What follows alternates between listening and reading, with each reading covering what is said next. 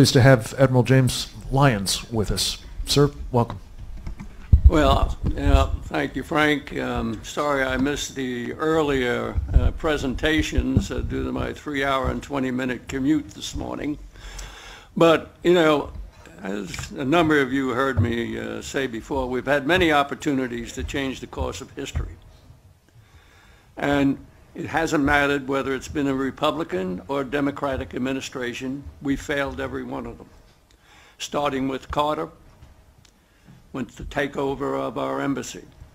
We could have cut off Khomeini and his Islamic fundamentalism at the knees. We were going to take Carg Island, and he rejected it. We could have walked in. The next time was the Marine barracks bombing. And you all probably wonder why we never responded. I won't go into the long detail, but the guy that sabotaged the strike, and I'm glad you're all sitting down, was the Secretary of Defense. Not once, but twice.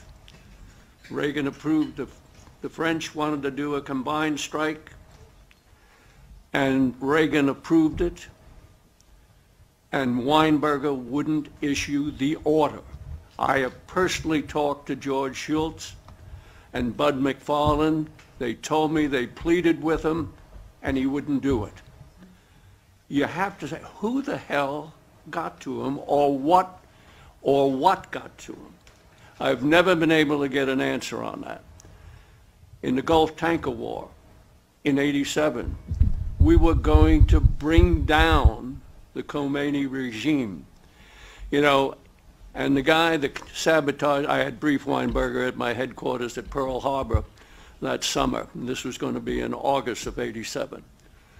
And the one who undercut us the most was our own chairman of the Joint Chiefs of Staff, Crow, at the time. If you go forward and you look at, we shot down by accident that Iranian civilian airliner a few months later. And what did Khomeini do? He said, I'm drinking from the chalice of poison. And he said, I have to make a truce with Saddam Hussein because the Americans have shown they're coming in on Iraq's side. Well, think of what the hell we could have done had we executed the strike we wanted to do in August of '87. We all say we have to identify the threat. Well, I think the one who identified it the best was Erdogan from Turkey, when he said, Islam is Islam. There are no modifiers. Democracy is the train we ride to our ultimate objective. He couldn't have said it any plainer. And until you recognize that Islam is a political movement masquerading as a religion, you're never going to come to grips with it. And as far as a strategy, let me just conclude one thing. And as I just had in my latest op-ed, the Obama administration has a strategy.